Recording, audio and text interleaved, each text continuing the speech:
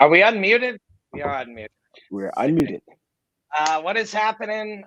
Geez, I got us full screen. There's a whole lot of us on here.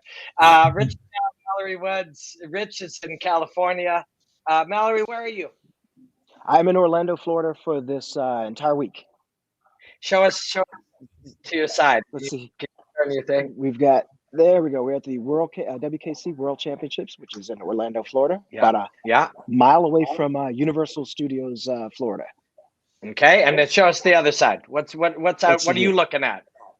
So we've got some people that are currently warming up. So some hits for the mats. There's a gentleman there with a bow, a couple guys waving. And let me get the other side. There's some gentlemen down here doing kata. Yeah. They are warming up for their gold medal rounds that will happen tomorrow. There we go. Let me get this back. Boom. And there'll be point fighting as well as demonstrations and weapons and forms and such, right? So they've got forms, weapons, continuous sparring, point fighting, and all gold medal rounds. And these are adults and children. Wicked, cool. We like to hang out and we like to talk about martial arts. And so among we stream on Black Belt Magazine and Sport Martial Arts. And Mallory, you're there with Sport Martial Arts, right? That is correct. Here helping to cover. If you want to peek in under this, look us up right on Facebook or YouTube, and we're streaming all the rings. Everything is live this entire week, so it'll definitely be fun, worth looking into, and something new for you. Yeah, good times. Terry, we're good. Terry, what's up? Off camera, we've sat down, the three of us, the 7th week in a row we've hung out. And each time we're like, actually, you know what, man, like this podcast thing, I don't know why people say it's hard. We literally just hang out with our friends and talk. And some people seem to like it. So it is cool. What do you guys want to talk about today? Let's see. What do we got? Yeah, here we go. The best marketing versus the truth. So let's go through some things, and we don't get organized. This is not what this is about. We don't sit down and comb through the media and figure out what will create the most clicks. We hang out, we chat. So, but Fedor fought on the weekend, and Fedor is one of the best. And John Jones is in a lot of trouble. He's one of the best, and Khabib retired. But the best, very difficult to quantify, especially in a world where we're selling shit, right? Mm-hmm. So we'll talk about that. That may lead this naturally to this, it may not. But a lot of the way we sell things, promote things, entertain people, we use a lot, more than ever, we use a lot of cliches. More than ever, in my lifetime, in media and the way we talk about things, cliches and sound bites and narratives, this is everything. Rich, I was like, hey guys, this is not going to be pressure. This is just going to be a pleasure. Rich texted back, pressure is a privilege. I'm like, damn it, this is a good thing. I want to talk about this. Boom topic. Recovery is training. I was training the last few days. This is something I've been talking about with my coaches, very important. And then I got some thoughts on something. I've been really nerding out over game theory lately. But let's start here. Rich, you were not in Russia, but you were watching Fedor fight. Yep. And man, he delivered. He continues to defy the odds. Continues to to earn all the accolades and the adulation that he receives. What was interesting was DC's comments. Daniel Cormier came out and said, "Man, this guy wouldn't even hang." With this era of guys, and it just started this whole big conversation there. And I don't know. I didn't pay too much attention to it. Not that it's not worthy of discussion. I just enjoyed another Fedor performance, man. One of the guys that I can say in my experience over the last 20 years in this game, one of the few guys that genuinely has aura, man. It's yeah. Can you imagine fighting him? What's that? Can you imagine fighting him? Yeah. I was in Portland, West Lynn, Oregon, just before Chael was fighting him. And I was with Chael. I spent a couple of days with Chael. And Chael was getting ready for him. And he was doing what you do, which is not going to be beat when I first get in there. I'm not going to be freaked out. It's not Fedor. It's just a guy. And then after Chael fought him, he was like, holy shit, he's a lot faster. Like the hands, the way he moves, it's a lot different. It's interesting. So Cormier is actually a very good friend of yours, I think, right? That's accurate. Like you guys are close. And Dan's really good at what he does. And he seems to really enjoy what he does. From a media standpoint now as a retired fighter.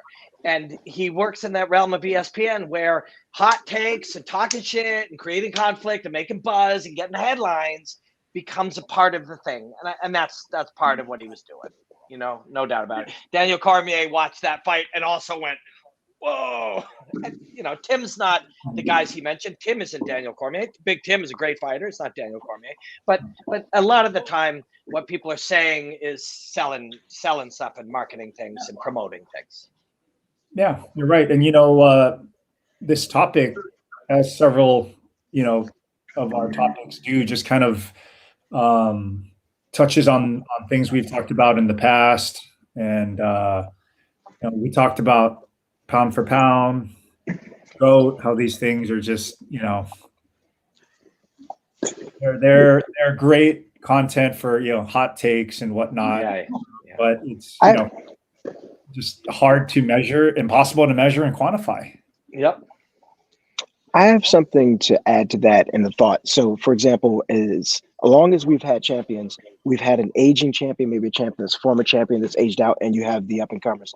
So a lot of times the term gatekeeper is thrown into, you know, in there. But when you are a young guy, a younger fighter, and you take a fight against a legend, obviously you want to defeat him so that you can add to your, you know, your prestige. But what more than adding in the pelt to the belt does the former champion or the great? You know, it adds to his legendary status and everything. But really, who has more to lose in that position? You know, so the up and comer. So I did this this breakdown. Haymakers is like a really good partner I do, and this is Floyd punching out Ricky, and Ricky goes flying into the thing, and Floyd does a check hook. So actually, we'll discuss, quote, we'll open this discussion with, quote, the check hook, because if you watch the UFC, you literally, and I'm no disrespect, I'm not trying to be rude to anybody that works there, but you think any hook is a check hook because everything is called a check hook if you just watch mainstream fighting, right? But so when that thing posted, I was looking through and trying to interact with people and share it and chat about it, and like 3 or 4 people were like, Canelo would knock out Mayweather. So this is to exactly what you said. They're like, Canelo would knock out Mayweather, and I was like, I guess they don't know they fought. Yeah. And I guess they don't know when they fought. Mayweather was just right near the end of his peak. Yeah. And Canelo was this hot shot that you knew was going to be great. Yeah. And they met at this point very favorable to the old smart champion. Not that different than when Matt Hughes met George St. Pierre for the first time. There's many examples of this. That's kind of what you're talking about. And it's an interesting aspect of time itself. You know, if BJ Penn fights that 50-50 guard kid from Ryan at this stage, that happens. If BJ was at a different age and that he fought a different guy, like this is just how that is. But it's an interesting aspect of time itself and people's journeys and travels. When they intersect, it is huge depending on what fighter you're talking about. That also reminds me, I remember when some friends were first starting to gather and watch UFC fights, and Matt Hughes fought Hoist. And those people that were there, they were saying that, Hoist is going to mop the floor with him. Did you see UFC, 1 and 2? And I said, well, the game has changed now. It's different. I think that Matt Hughes is going to beat Hoist, and that's what happened. But those people had been removed from the UFC all through that time, and then the rise of Hughes when he came about, and combining wrestling a lot more with jiu-jitsu and being aware of it, and also having cardio for days. And he beat them, and they were stunned, just like the first time when I saw Silva beat Franklin. I was just like, "Who is this guy? What just happened?" Yeah. But I think some of what we're talking about here, when we were sort of bringing up this idea, was, I saw this just the other day. So we had Dan Lambert last week, We'll get Dan on again in a couple of weeks because Dan's our friend, and Dan's smart and cool, and he's a real interesting cat, and he runs American Top Team, so he's around great fighters every day. What's her name? Judo Kayla Harrison. My friend Aaron, who I work with, was talking to Dana White about Kayla Harrison. Now, Kayla Harrison, Dan just told us, I believe last week, and if he didn't, he's told me multiple times, Kayla will be and Amanda train together. Kayla wins minutes. Kayla wins rounds. Kayla wins positions with Amanda Nunes. That's real. But if you, when my friend Aaron asked Dana White about it, he's like, well, she can stay over there and make all that money, but, she can avoid the best fighters. It's like, this idea of who the best is and where they are, this suits the conversation of whoever's, controlling the narrative, It's promotion. Yeah. Yeah. It's promotion. And over time, I think people develop a bit more of a trained eye and have this instinct and a feel for the game. And hopefully you can cut through all that. But yeah, that's promoting 101. My guy or girl is better than yours. Yeah, when it's at the moment impossible to prove, right? I mean, real live competition in training, sure, it gives you an idea, but yeah, that's the name of the game. Yeah. Well, go ahead, Matt. I was going to say, how soon after did AJ McKee win his belt? Then people started saying, well, I wonder how he would fare against all these other featherweights. So, who's to say? And that's good for talking and debate. But like you said, Rich, okay, is that really going to happen? Is that, are you going to come to some cross promotion? More than likely not, but it makes a great sub argument of, type of conversations. This is an interesting thing here. So when we were talking about cliches, and Mal, you sent a couple to me when we were chatting about it. And in quotes, I think you said, quote, it's going to be a war, quote, and he/she has a puncher's chance, right? These things, and as soon as we were like, okay, well, the idea of cliches and sound bites and these things that we say, the reason I said, what are the strengths and what are the weaknesses is because there's a really interesting curiosity to the power of words. And one of the strengths of these cliches is if you keep saying something long enough, large amounts of people will just treat it as if it's so. That is the great strength of a cliche or a soundbite. I don't care, and I don't know who's any of you guys who are watching. Not trying to get anyone mad at anybody, but whether there is more going on than simply the big lie or stop the steal, right? Like whatever's happened, or knockout power in both hands, or striker versus grappler, whatever cliche or soundbite you create minimizes all of the possible things to think about to the point that it can sort of streamline the thinking. So if we say, and you'll see that this is how you know that that your friend is actually doesn't know a lot about martial arts, where you bring up AJ McKee and somebody go, or Michael Venom Page or Demetrius Johnson in Asia, and somebody will say, bro, when are they going to fight in the UFC? Like really get tested. It's like, okay, you are now a recipient of one of the strengths of cliches and sound bites. You have been brainwashed into believing a marketing message, right? Whereas the weaknesses is if I say striker versus grappler over and over again, I will start to believe that dynamic is actually cut and dry true. It undermines my thinking ability. If I say knockout power in both hands versus a heavy chin, and you start to believe it's this versus this and there's no other variable, that's the weakness. So I guess the strength and the weakness is the same. If I'm trying to sell you guys a message, I use sound bites and narratives, that's strong for me. If you're trying to think freely, it's weak for you, but it's the same mechanism, right? I'd agree. It is almost just like a carnival barker. You need to step right up and see the strongest man in the world. He can do this. So you have to gather attention. You have to gather attention. This guy, and always another great tool of this, he is 13-0. Okay, maybe he fought very low tier talent for the first 10 fights, and there have been 3 that we've seen, but still that undefeated, it has that mystical power. He is an undefeated fighter, such and such and such. And then this guy, whatever his record is, but whatever I'm going to sell you to believe, he's he's got 12 knockouts and everything else. And I mean, that's the reason why you keep stats like that. And that's why we came up with the technical knockout. TKO just gets shortened to KO. So this guy's got 50 knockouts. You're like, wow.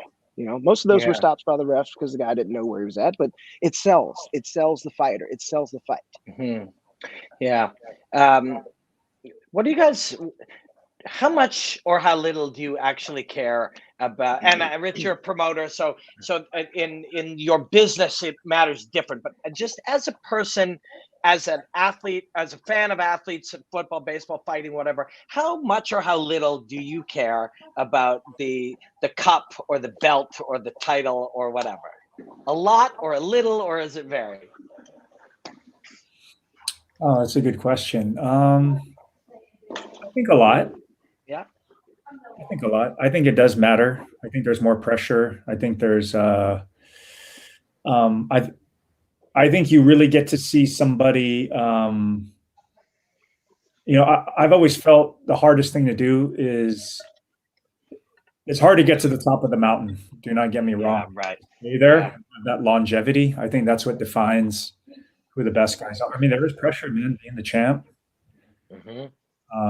There's a lot that comes with it. There's a lot that comes with being in these big fights. So I do think there's a lot of, and sometimes it's just not necessarily about the actual hardware. It's just everything that comes along with it. Some people can't handle success.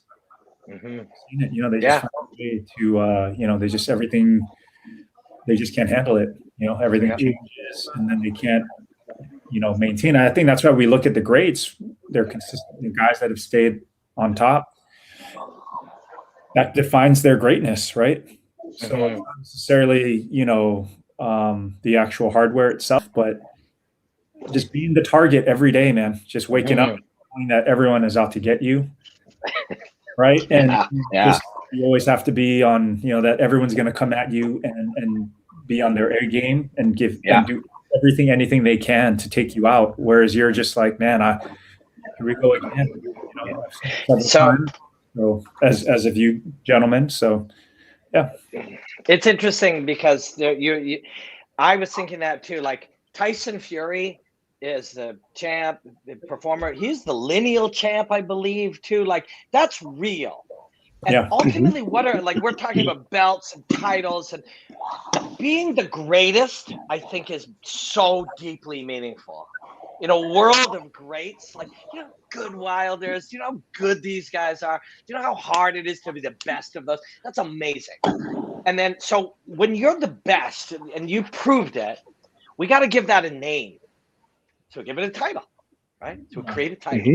This is your title. Not as important as the thing. It's just a representation of the thing. But now you're that thing that's real. I'll give you a title, so it's not as important, but it is part of it. Now, what if we give you a symbol? Like, here's a belt, right? Now we also give you a belt. But what matters is the greatness, the winning, the victory, the journey, the accomplishment.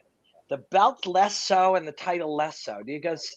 I think that's kind of what you're saying, Rich. Yeah, I will say this. Combat sports are really the only sports out there where you cannot be the best and still you can still make a lot of money and have a tremendous fan base. There are a lot of fighters that are popular, right? That are, Nate Diaz's, George Masvidal. They're not champions, Masvidal's, but they are wildly popular. Yeah.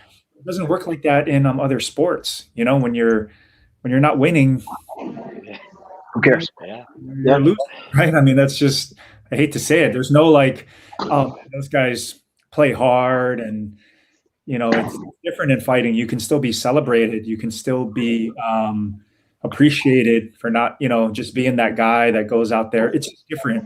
And for good and for bad. But there are guys who, I mean, you see it all the time. Like, I'm not interested. I just want big fights. I'm just a prize fighter.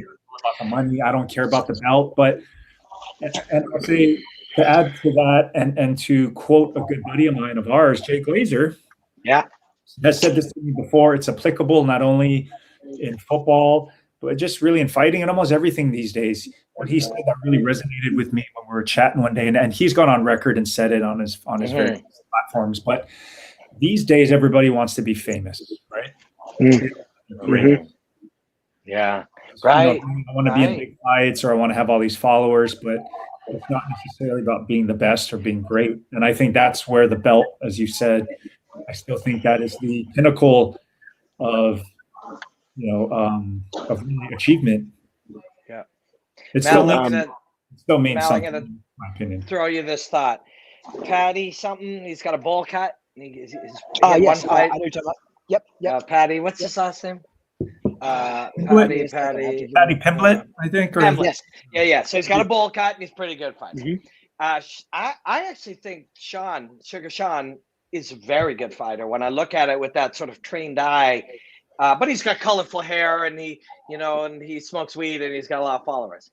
Those guys are already making a lot of money. yeah. Sean for sure, and Patty will be very shortly.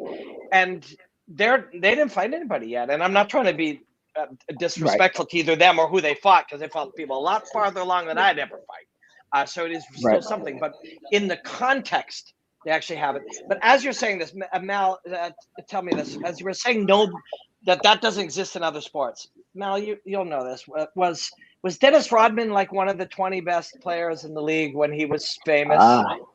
So like there's been there too, right? That's an interesting argument, especially since this is the 75th year of the NBA and they just came out with their 75 best players. I glanced at it. I don't think Rodman was on there. I could be wrong, but also to use that cliche, look at who's in the Hall of Fame. Dan Marino is in the Hall of Fame, but how many Super Bowl wins does Dan Marino have? He has 0. He's a fantastic player. He owned all the records before your modern day Brady's and Breezes and everyone else. But in terms of, we just measured that by belts, titles, and rings and championships won, then you're going to have a lot smaller Hall of Fame. I mean, that's just true to form. And Rodman was, and speaking of Rodman, Sugar Sean, I think there's a slight element of that. Rodman did anything he wanted to. His hair wore cheetah print one week. Yeah. It's blonde. Yeah. It's rose colored. He gets ejected. He takes his jersey off and runs and throws it. He drank Jägermeister out of a chalice. Apparently, he was with Carmen Electra for a bunch of hours in Vegas. Married to her, Madonna, and Rodman got eyeballs, and I think that was the start of being famous versus being what else we were talking about. Rich, go ahead, Rich. But he won. He's a winner. This is true. He did win a bunch of NBA championships.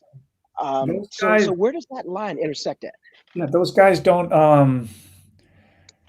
It's like I said I think in stick and ball sports. Yeah, when if you don't win, if you don't have that, that takes you to a whole nother level. You're elite, right? I mean, yeah, right. Part of the best team. Yeah. Yeah, and then obviously there were some guys that weren't the main stars but have several rings, like a Robert Ory. Steve Kerr, and you're over there flashing your rings, but you weren't the main, and you can flash that in front of like all-time greats like Barkley, Ewing, Malone that have none, right? But it's the team sport, right? So you played with Jordan or whoever, and you won.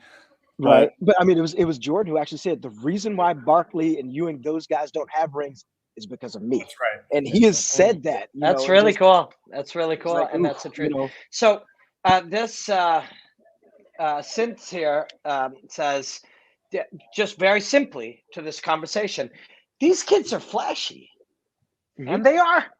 Yeah, and then fun. That's everything he just said there is truthful. Yeah. And what this becomes about, the actual conversation of this is not about them. It's about human nature. Like, what's more important to us? What are we drawn to right now? What are we drawn to? What are we responding to? You're exactly right. And we are in the internet age and the likes and the clicks and everything. And, Sugar Sean's got his hair, and he does some flashy things. I mean, he's a very talented fighter. He's a great fighter. He is a great fighter. That's the thing. And he has that flash, and there's that flash in the back, and he's riding that wave. I think he's positioned himself to where, okay, all right, let's forget he has a loss. He has a loss on his record, but that doesn't make the difference anymore. You can have the whatever and one and still be great and get eyeballs. Patty, I just saw him for the first time. He's a good fighter too. I looked up, first thing I saw the bowl cut. I was like, who is this guy? And I sat down and watched the fight. I was like, I like this dude. I like him. Yeah, his fights in England against good guys, he fought well. That's the interesting thing is, these two guys are really good young martial artists, really good. Sean's actually got elements of what he does sort of physically, what he can do that are advanced, very, very advanced physiologically. Both of these guys are actually really good fighters, but it's an interesting thing. They're like, hey, by the way, I'm sort of famous. People really like me. They seem compelled by me. How much money are you paying me? Oh, I don't need to fight bigger names. And that dynamic is brand new. Mm-hmm. Yeah. Well, Rich, you ever deal with that? These guys are leveraging their fame. It's funny. I actually spoke to Sean's manager not that long ago, and we were just chit chatting about him, his business, his following. I mean, he's making a ton of money outside of fighting. Mm-hmm. Yeah, he's leveraging all that, so therefore, he can make comments like that. You know, these guys are now utilizing social media, their platform, you know, to create these other business opportunities and make more money. You know, all these guys. Well, Patty's new. You know, let's see where he goes. But like, you know, Sean. Again, I'll bring up Nick. Again, you know, Nick was a Strikeforce champ, wasn't a UFC champion. But you know, Nate, I don't think he's been in a title fight in quite some time, if ever. Right? Did he fight for the title? I'm trying to remember if he fought for the title. I don't think so. I don't think so. But He fought for the cool belt, the bad guy belt. Right. They're you know, the BMF, whatever, the People's Champ, right? Those titles apply. And sometimes, again, like these guys are more popular than some of the current champions, right? So this is where combat sports, and actually more specifically MMA, because in boxing, you can't be a popular journeyman and be in big fights. In boxing, they care about the best, right? I think when a young guy loses a fight in boxing, it's devastating. It's like, oh my God, what a waste of time. We blew it. In MMA, it's like, oh, he'll be back. You know, that's fine. A good thing. Yeah, he's fine. And in MMA, it's like the guy who's not the champ, who's not the best, is still very relevant and still very popular. Yeah, it's interesting too. But all of this somehow connects. So you're flashy and you're exciting and you're making money. Paige, I've heard, and I'm friends with her in Austin and people around them. I haven't heard directly from any of these people. I haven't been let in on, but I've heard secondhand that she can make $700,000 and $800,000 a month on her Paige Van Zandt site, which is modern. You can be wearing underwear or sitting by the pool or under a waterfall or whatever. This is a modern thing. It's certainly, if you're going to judge it, you're just an old, grumpy person. Like, very normal, modern. But I've heard $700,000 and $800,000 and $900,000 a month is not uncommon scenario for her. Once you're at that point, it's really tough to go fight in a cage for 80 and 80. Yeah. You've utilized and just leverage all that. You know, the fighting got you on television in front of people, and you couldn't climb to the top of the mountain there, but you found out these other ways. And in some ways, again, it's more powerful, and you're earning more money. So very, very, very fascinating. In a way, your social media is like a shadow agent, because you can say, hey, I've got, you know, all these millions of people that, you know, if I just put out, last week, Nate tweeted out a picture of Tony Ferguson, and immediately everybody's roaring about, is this going to be the next big fight, this, that, and the other. And you've got sway power without an agent. You're using the power of the masses as a shadow agent. Being able to, so first of all, it works best, I think. We'll move to this in a second, because there was a couple of things that made me think of it. But it works best when it's pretty authentic. Like Nate literally, and these very smart. Him, Nick, and the people around them are very smart people. And some people that they're close to are also smart people. But they certainly don't overthink it. Like Nate would literally type, yeah, bro, you suck. I choked you out. And if he offered that to somebody, nobody would go, oh, change it to that and add this. You know, whereas some other people, it seems very calculated and they want to say everything. And the more natural it is, the better. Because if you try to enlist the audience, you have to be super skilled at it. Dana can do that. Ariel's good at it too. Ariel can use the audience to be mad at Dana or ESPN or support him. Like, there are people in different aspects of it who are very good at it, very smart, very calculating, very strategic in how they use it. But it seems to be that the best ones are just being themselves at a time when the audience digs it.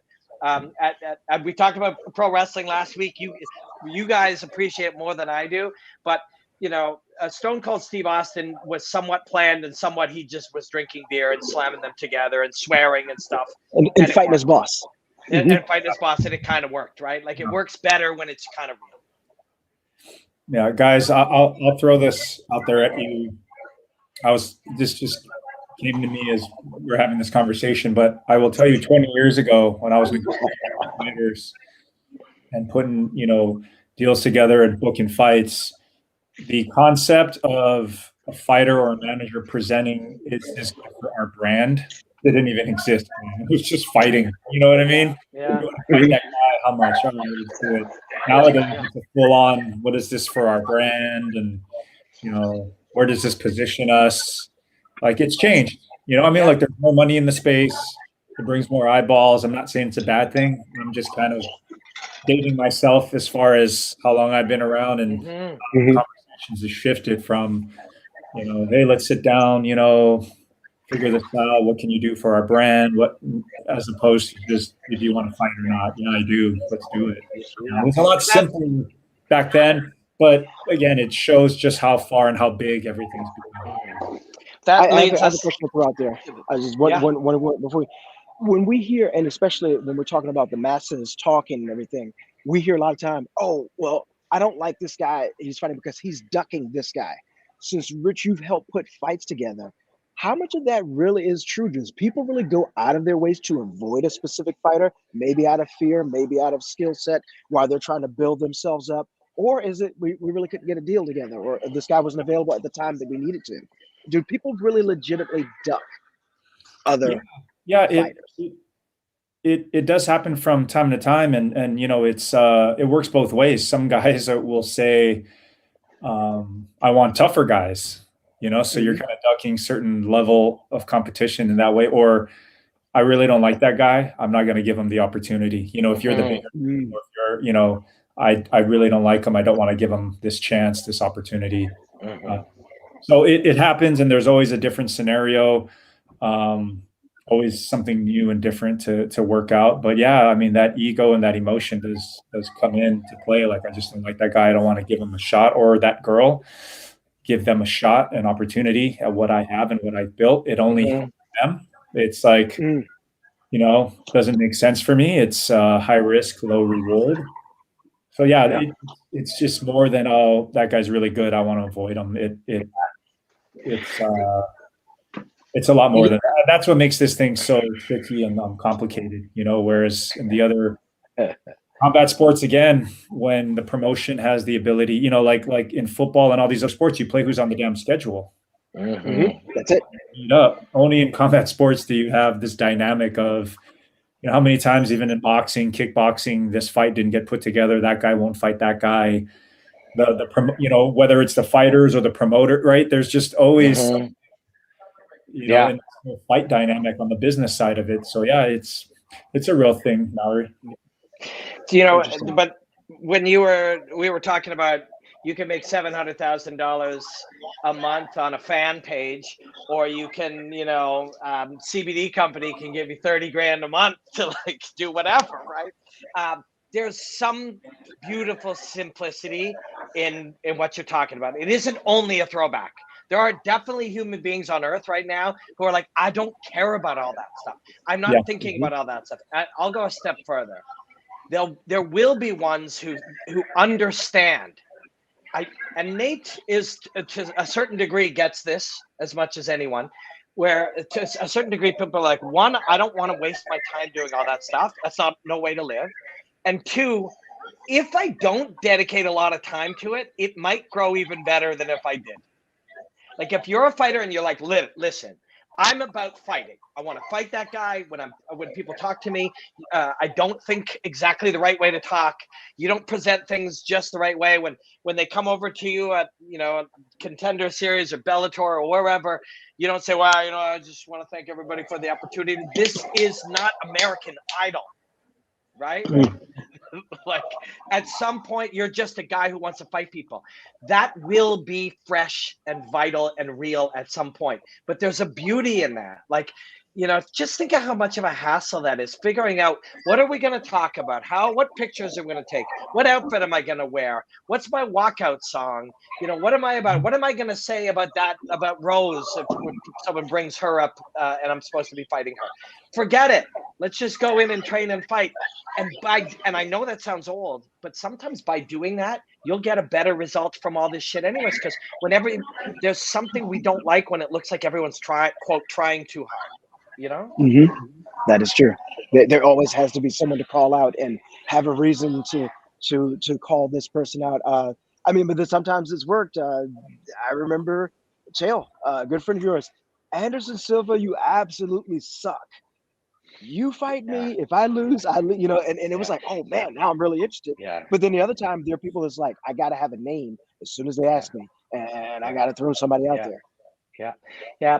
I think we're at a point now where there's this, and even as what we're talking about right now, we act like we have to say a certain thing. We have to behave a certain way. I have to be there. Hey, Robin Black, I'm on the mic tonight. Thanks for the opportunity. I'll be at the broadcast booth with my partner. Like, you don't have to talk a certain way. You don't have to behave a certain way. You don't have to think a certain way. And once we get to this point where the conversation is about that thing's ready to be dissolved. I know this sounds way off track, but it isn't from my standpoint. Have you guys ever seen The Morning Show? Have you seen it? I'm actually going to start that this week. So anybody, all you guys that are watching this, if you have seen The Morning Show, that's exactly what the entertainment business is actually like. That's exactly what it's like. If you haven't seen it, watch it. But what you see is that what the audience sees, Dana White or Scott Coker or whomever is saying, we're going to run it back because this guy's the best thing, and cut. We're off camera. Now somebody's mad at somebody. This guy is betraying this kind of thing. These two guys are allies, and he's worried he's going to get fired. That's the real business. And that's true of the entertainment business. That's true of a lot of businesses people work in. It's true. And once you start to see how the sausage is made, you can start to dissolve the business a little bit. If somebody comes out literally and says, who would you like to fight next? The fact that you ask everybody this one after the other, week after week, is ridiculous. As soon as somebody says that, we'll all be like, yeah, it is. How can we we're all pretending that we have to behave a particular way, and we don't, Yeah, guys, I will tell you, Dan Lambert touched on it last week when we talked about the relationship and the whole dynamic between pro wrestling and MMA, and then he brought it up even on the business side. Right? One of those situations and scenarios have happened in MMA, the promoter and the fighter feud and whatnot, and all these different things. So yeah, it's all. And at the end of the day, Robin, like you just said earlier, at the end of the day, man, some guys just want to fight. Yeah. And avoid all the drama, the BS, whatever. They just really, really want to fight. And, God, we love those guys. And yeah, absolutely, just true fighters. So, hey, it's a fun, crazy world we're in. Yeah. Right. I mean, again, it defies a lot of the logic and and kind of practices of every other sport out there, or every other industry. I mean, in what world can you not be the best and still, and just, still be hugely successful? I tell you, it doesn't work. Like, I just went to the Niner game on Sunday and we lost. We're 2-2. Like, no, you're not winning. I don't care how charismatic the coaches or whoever. It doesn't matter. If you're not winning, everyone in this town is pissed and frustrated and talking about it. It doesn't matter. But in fighting, again, like I said, it's different. Oh, he didn't win, but man, I love that guy. Great showing. Yeah, I love that guy, man. He's so cool, and he's fun, and anybody, all you guys that are watching, if any of you have an example, think about it in your normal work, because that does exist in some other places. Like if you work at, the car rental place, or, and you're building something or you're creating something, sometimes the cool woman or guy at the office actually does cut some slack, and everyone does love them and does kind of let them get away with stuff, and does, they do get a raise even though they kind of didn't work. And sometimes in the real world, outside of some of these cut and dry things, and actually this will lead me to this. This is an interesting topic. Hold on. How do I show? But yeah, sometimes in the real world, the charming person or the likable person or the person with a good personality or the person who's kind or sometimes the biggest jerk sometimes gets rewarded because their personality does. But so I'm going to throw this out to you guys. Game theory. I don't know if you know, real game theory isn't about Monopoly or video games. It's game is anytime humans are interacting. That's kind of considered a game. And you know, and there are ways that humans interact in ways that are good and bad and benefit everybody and whatever. And there are two essentially very different types of games in the world. There is a finite game and an infinite game. Finite game is like a fight. So we have 3 5-minute rounds of paradise. We were in this thing. Here's the rules. At the end, one of us will win. And that we approach a finite game in a particular way. But an infinite game is like Bellator. You know, Bellator is an infinite game.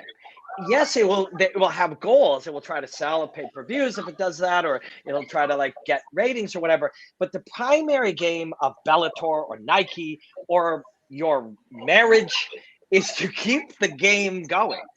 The purpose of the game is to do well enough in the game that the game continues. Right? And this very, very difference between these two things is super interesting. When you start to look at things this way, like you guys are fathers, I will be a father next year. Being a father is an infinite game up until your death.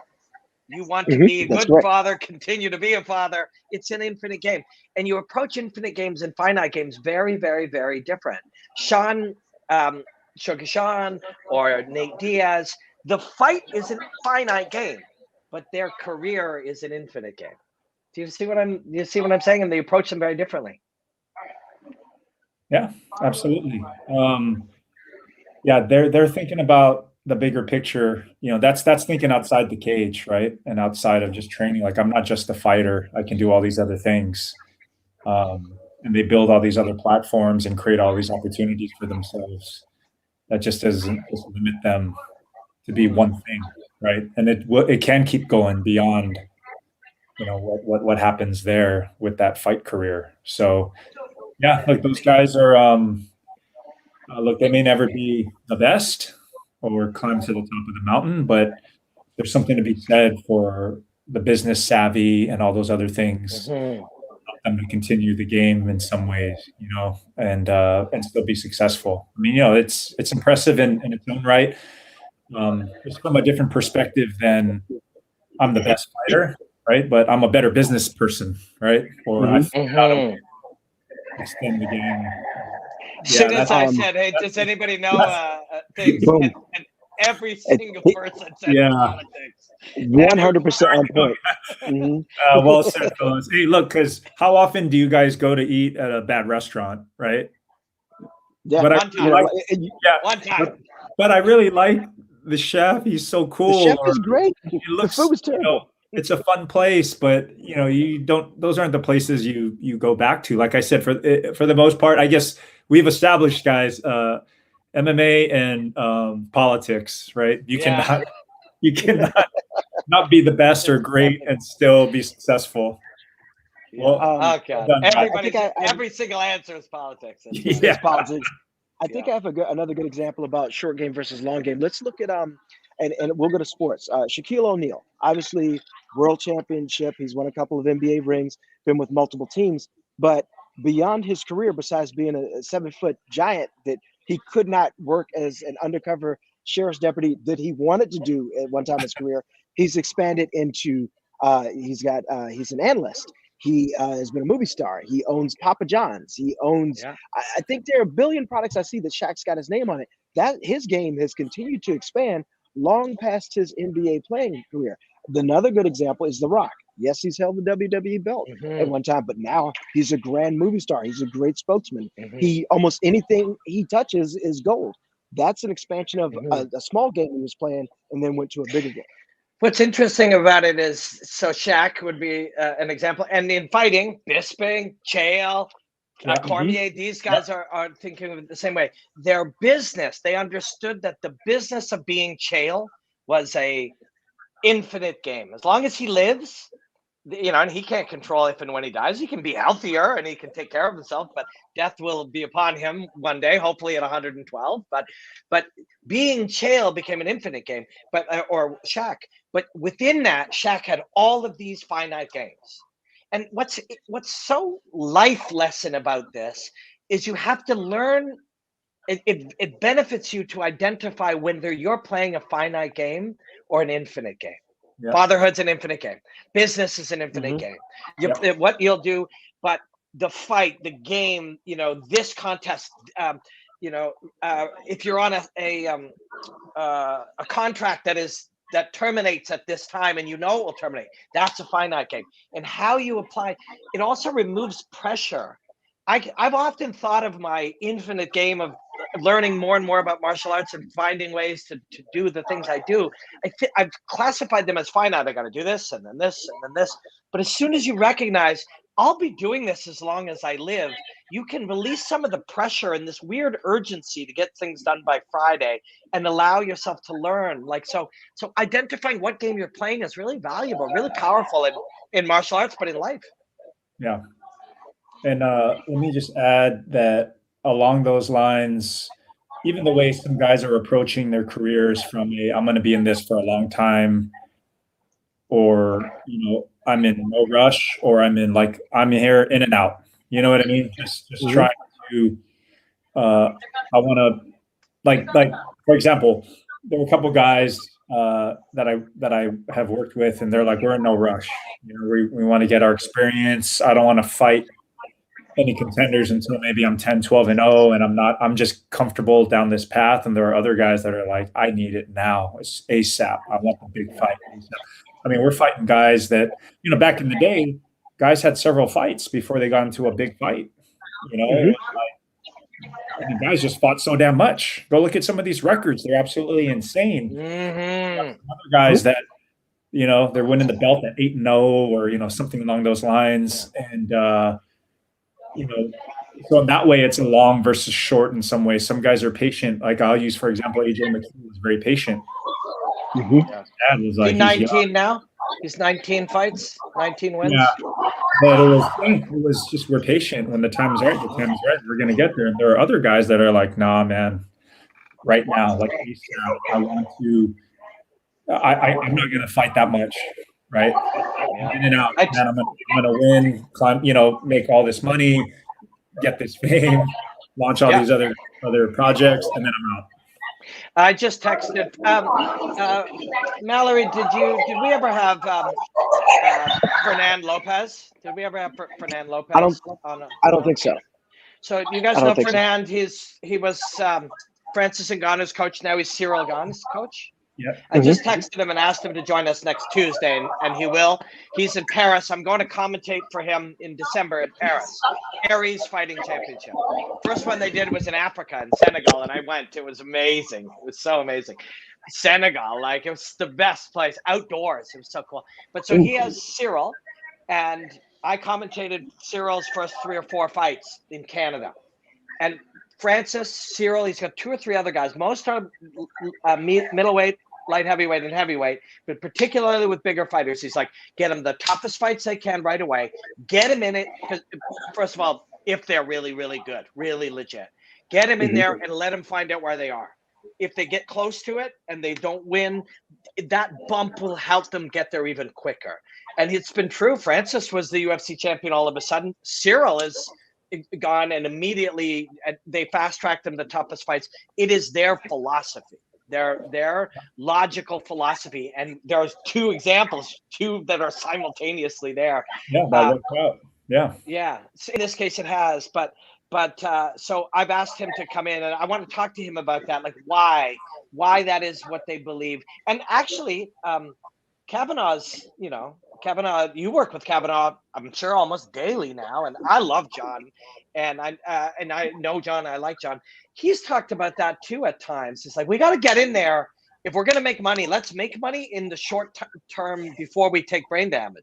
But he's also not rushing guys either, right? Right. I will say, coincidentally, those names you mentioned earlier and the other ones that I'm thinking about, I think it's a little easier to do it at heavyweight. Mm-hmm. It's a smaller. I think it's a smaller pool. I don't want to say talent pool. It's just gonna say it's a smaller pool. And when guys are that big, Kane, when he became champ, I want to say he had less than 10 fights. Maybe I'm wrong. So no, it was 9 or 10. Yeah, 9 or 10. It's and then there's all these other guys out there with 30, 40 fights, right? Some guys just, it's a sprint for them. Yeah. Mm-hmm. I'm looking at Cain Velasquez. So he lost to Junior Dos Santos first for the title, right? And then I think he had the title. No, he had the title, and then he lost it when they were on Fox. Did he win it? Yeah, he won it against Brock Lesnar. It must have been vacant, or what was going on with that? Brock beat Randy. That's right. Brock beat Randy. Yeah. And then Brock, how many fights did he have when he was champ? That's that's right. Yeah. So you're right. Heavyweight is a big difference. But also, according to the lore, when Dana brought him up, he said that we didn't give him any easy fights. We just threw him right in there. I think he didn't face Mir first. He fought. He did. He had a outside the UFC, and then he fought Mir. When he beat Randy Couture, he was a 2-1 heavyweight. Then he beat Randy to move to 3-1, and then he faced off against Cain Velasquez, who was an 8-0 heavyweight. Yeah, see, it is a completely different. It's a whole different game. I've told you guys this before. I've talked to elite level coaches that have had the best heavyweights, and they just say it's a little easier at heavyweight. It's a little easier. Mm-hmm. Mm-hmm. And harder. Yeah. Less guys. Less skill in some ways, just to be honest. You put a guy down, they're not really you're not going to have these battles that you see at bantamweight, featherweight. Usually the big man gets it done. I mean, look at Francis, right? Mm-hmm. I like this is one of them, the dark horse, where the guy all of a sudden you're like, oh my God, like this What's guy happening? won. Yeah. Or the fluke. And I mean, fluke is a tough word because we don't know what is and isn't a fluke. Something seems like a fluke, but today was your day and you were the prepared one. But yes, your point is a good one. I mean, heavyweight is where you're like, oh, damn. Guys, I'm going to have to leave in 10 minutes this week too. It's baby stuff. No worry. That's we're good in stuff. month 7. Yeah, it's good. It's exciting stuff. What do you guys thoughts? Anybody, anything you're thinking about or playing around with, or anyone? What have you seen, Mal, just being immersed in the karate world the last couple of days? So it's good that we're back. You actually have an in-person tournament where you're seeing a lot. So we have a lot of Canadian representation, a lot of the big team from the U.S., Uruguay, Puerto Rico, Venezuela, a lot of South American teams, and seeing people coming up and trying to get back to normal. One of the things that I have been hearing a little bit of chatter about is that I think a lot of people that have done point are looking towards karate combat for a next step or a step up and challenge. And I think that's a good level for them in terms of where the rules apply for what they've done to where they can go and actually get some professional experience and everything. So I'm hoping to see some of the guys that I'm more familiar with out here in the tournament scene make that leap, such as what Ross Levine did. But Ross was already a professional fighter who went from glory to karate combat. But I'm looking forward to seeing that. There were some of the most interesting fights in karate combat last season were guys who had almost not fought any pro. And there was a few guys, Eastern European guys, who it literally just looked like they're amateur karate, same speed, just full contact. And those were the most fun to watch, where guys fought like it was a point karate match, but hit as hard as they could. And if there was smaller gloves too. Yeah. And kicking guys in the head as hard as you can. And there was a real, it looked the same. And there were some of the guys who have been around the karate world were the ones that kind of noticed that. If you take those guys and you drop them in a gym in California or Florida, you start teaching them other stuff, and that's okay too. But when they do what they've always done at the highest level, just with full contact, there's something really exciting about it. I agree with that. I did have one other question from a topic from earlier, and this is a one-word answer. So for you, Robin, when we were talking about guys that they're just ready to fight, they just want to fight, what name comes to your mind when you hear that phrase? And the same thing with Rich. And then the same thing for female fighters. They just want to fight. They just want to. So for guys first, what name comes to your mind? What do you think? Who just wants to fight? Rich, like there's probably someone you've dealt with directly. Yeah, there's several. I will use somebody that that I'm very close to, and so it's a bit of a homer call here, but you guys will get it. But BJ Penn, somebody. Yeah. I think what makes him unique and why I pick him is because I was fortunate enough to be with him for several fights throughout his career, and he never cared. Weight class. I mean, I say that because he was one of the original guys. He doesn't get enough credit for this, but he's fought from 145 to heavyweight. He really that's insane. Fight. He really wanted to fight, man. Yeah. Just one of those guys that fought everybody. Always wanted the baddest guy. Always did. Always just went and picked out. That's who I want. Let's go.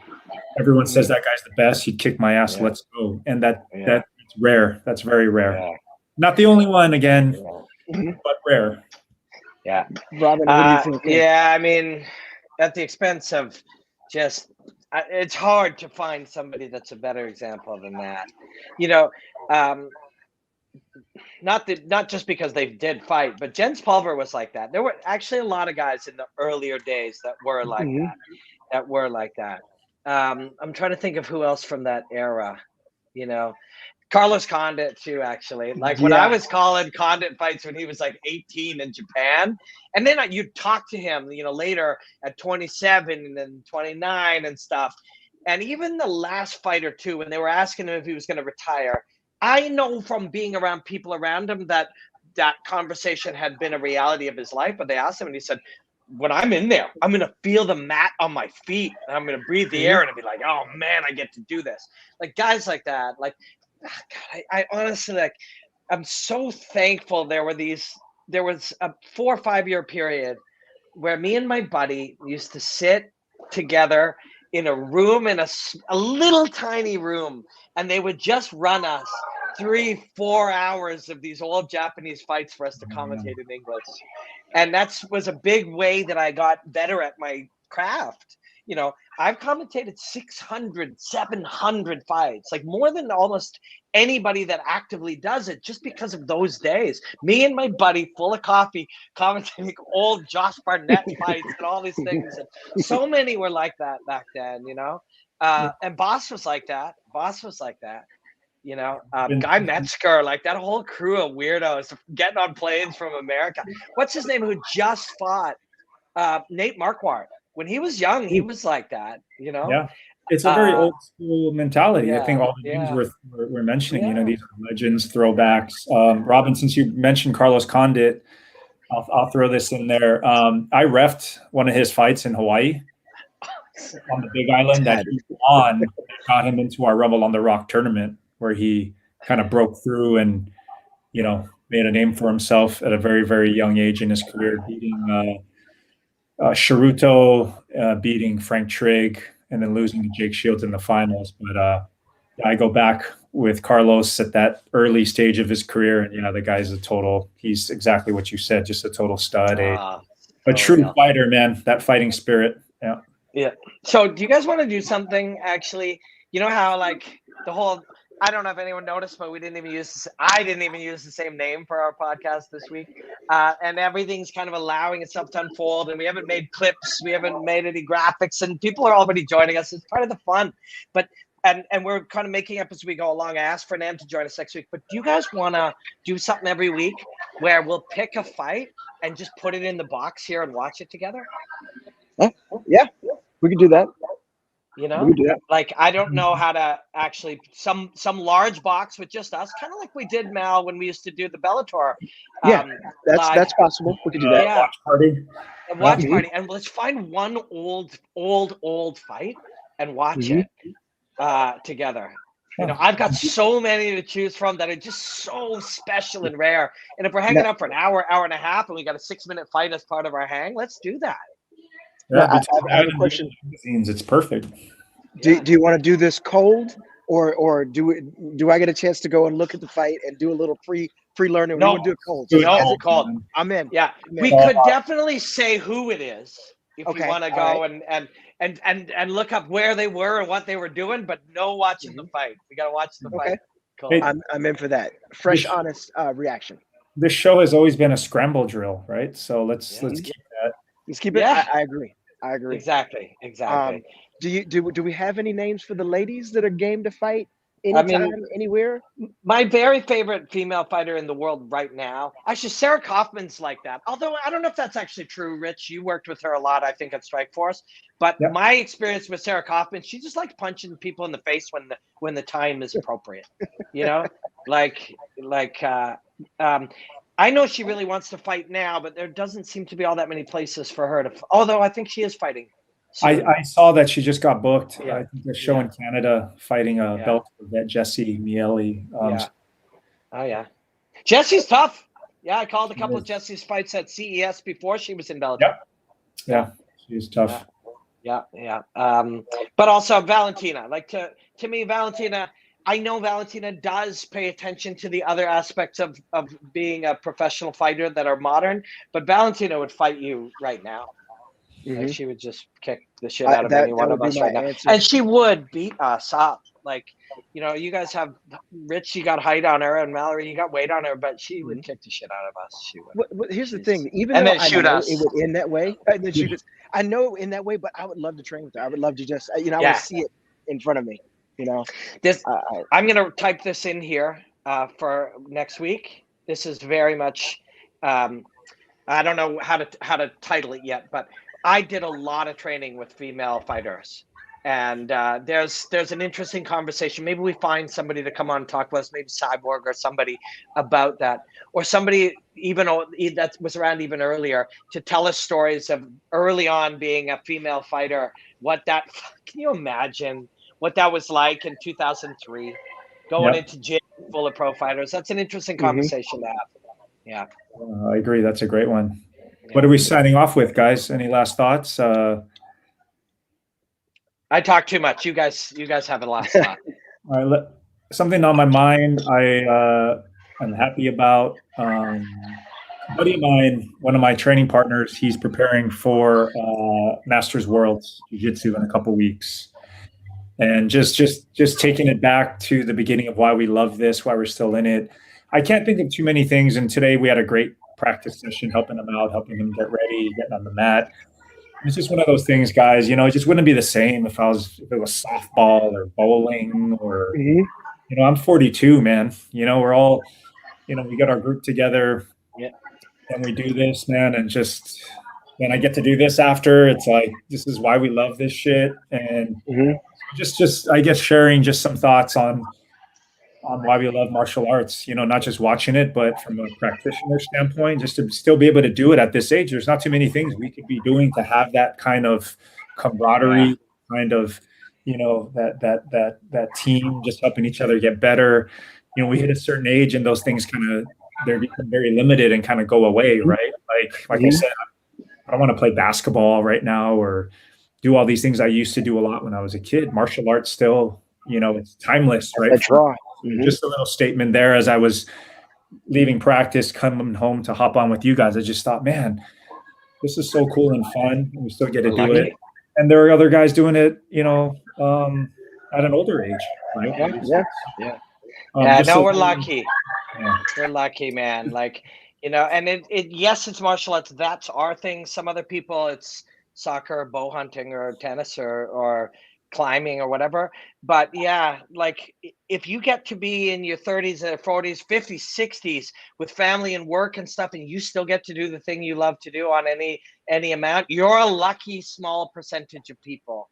I think we all have a little control, a little autonomy over our lives, and you can increase that where you can try to make it a priority and find a way. But even knowing that you have some control over it, if you are able to do the thing you love doing on any regular basis as you get older and more life coming at you, we're all very lucky to do that. Yeah, absolutely. Another reason why I think we all love this, why we all love martial arts. Yeah, I think that's very cool. So that we're all, especially as a martial artist, that someone has once taken the time to help sharpen your tools to make, get better. Even though they didn't have a dog in the fight, they weren't going to compete, they weren't going to this tournament, they weren't going to worlds, they weren't going for a belt or whatever you're helping them. And at one time, the act of taking time to help someone improve themselves, and we've all given back and helped someone else without any like, hey, what can I do for you? Can I give you money? No, I'll gladly take the time. That right there, knowing that there are people that have vested interest in you and want to see you get better at your craft and will take the time, because I can pay you money, I can buy you shoes, but time I have a finite source of. And if I agree to share that with you, it's very special. Yeah, the time, the knowledge, it's what makes this very unique, and why a very big part of why we love it. Because I just can't, like, golf, like, we're getting ready for a golf tournament. Oh yeah, we got a tennis tournament coming up. I don't know. Just say no. Just like, hey, I love people that are staying fit, healthy, sports, doing their thing. Yeah. But just just our thing that we always say, and that's what obviously we're biased saying this is the shit, but So just signing off with that. I'm sure you guys out there feel the same way, that are still training at an older age and learning, and it's fantastic, man. Yep. If anybody picks any old fight that is on YouTube that we can stream without getting kicked off, please send them our way. Thanks, everybody. I gotta literally bail immediately after we click, but good seeing you guys. And next Tuesday, same time-ish. Yes, right? Should be able to do it same Tuesday next time. Be back home then. Thanks, cool. Yeah, thanks everyone. A lot of love. Later. Awesome. Hey, be good, brother. Yeah, man. I'm trying to click the end broadcast, but I don't know. I'm clicking it wrong. We got a little after show. This is great. Yeah. Let's see. It's there still in there. All right, everybody. Thanks for hanging with us, Rich. Lots of love, Mel. Enjoy Florida.